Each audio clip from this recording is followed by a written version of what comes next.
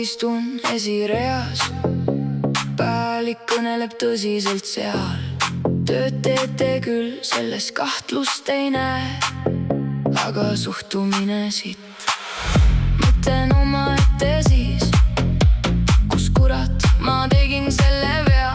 Ei, kõik sai tehtud, riskid said kaetud, persse sa sittagi ei tea.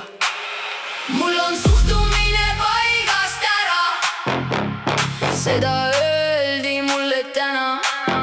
Mina teen seda, mida vaja, teen, mida tahan.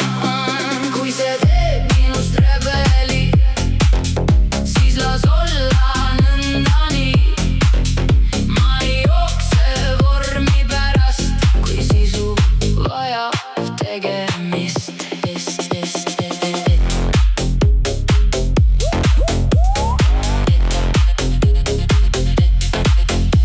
Ettevõtteid jääb vähemaks, mis otsas see hea persse, mida ma siis nüüd teeks?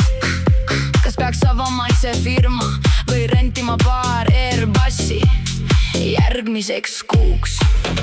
Turg teeb vahel oma tööd, majandus kerab oma teed. Mina vaatan, et ohutus püsiks ja lennuk maanduks ikka ratastel.